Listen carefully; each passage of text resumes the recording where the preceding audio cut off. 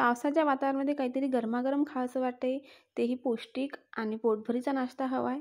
रोज रोज मुलांना डब्यात काय द्यायचा हा विचार आपण सर्वच आईंना पडतो. तर त्यासाठी तुम्ही ही रेसिपी ट्राय करू शकता. मुलांना देखील खूप आवडेल. तर चला रेसिपीला सुरुवात करूया. इथं मी 1 वाटी मूग रात्रभर भिजत ठेवलेले होते. तुमच्याकडे नसेल सगळे मूग तर तुम्ही इथं मुगाची डाळसुद्धा वापरू शकता. इथं मी मूग चांगल्या प्रकारे स्वच्छ पाण्याने 2-3 वेळा धुवून घेतलेले आहेत. आणि इथं मिक्सरच्या भांड्यामध्ये आपण सगळे मूग टाकूया. त्यामध्ये हिरवी मिरची, आलं आणि 4-5 लसणाच्या पाकळ्या टाकलेल्या आहे मी. थोडीशी हिरवी कोथिंबीर टाकलेली आहे. थोडंसं जिरं टाकू आणि हे आपल्याला चांगलं वाटून घ्यायचं आहे. इथं आपल्याला चांगलं बारीक वाटून घ्यायचं आहे. तर तुम्ही बघू शकता इथं मी वाटून घेतलेलं आहे. हे वाटण मी आता दुसऱ्या भांड्यामध्ये काढून घेते आणि मिक्सरच्या भांड्यामध्ये धुवून आपल्याला अर्धा ग्लास पाणी टाकायचं आहे. जास्त पाण्याचा वापर करायचा नाही, जसं लागेल तसं आपण टाकू. तर आधी मी थोडंसं पाणी टाकून बघते किती लागते आणि नंतर मी व्यवस्थित मिक्स करते आणि लागलं तर मी ही पुन्हा पाणीचा यूज करेन. तर हे जे बॅटर आहे मला थोडंसं घट्ट वाटतंय, तर मी हे जे उरलेलं पाणी आहे ते सुद्धा ह्याच्यामध्ये टाकून घेईल.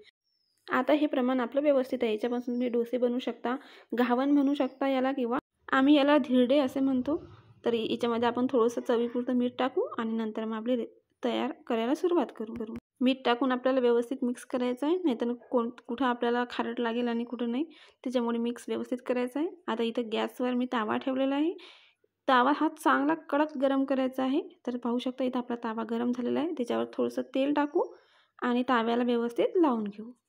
तुम्ही इथपर्यंत व्हिडिओ बघितला म्हणजे तुम्हाला नक्कीच आवडला असेल. तर आवडला असेल तर एक लाईक करायला विसरू नका. तर चला आपण तव्यावर हे बॅटर टाकून घेऊ आणि जसं डोसे टाकतो आपण त्याच्यापेक्षा थोडंसं जाडसर असं टाकून घेऊ. तुम्हाला जर इथं हे डोसे एकदम पातळ आणि क्रिस्पी हवे असतील तर तुम्ही याच्यामध्ये अर्धी वाटी रवा टाकायचा. ते एकदम परफेक्ट प्रमाण आहे. तर इथं बघा मी इथं टाकून घेतलेलं आहे आणि इथं एकदम लाल थोडंसं झालं की आपण याला काढून घेऊ.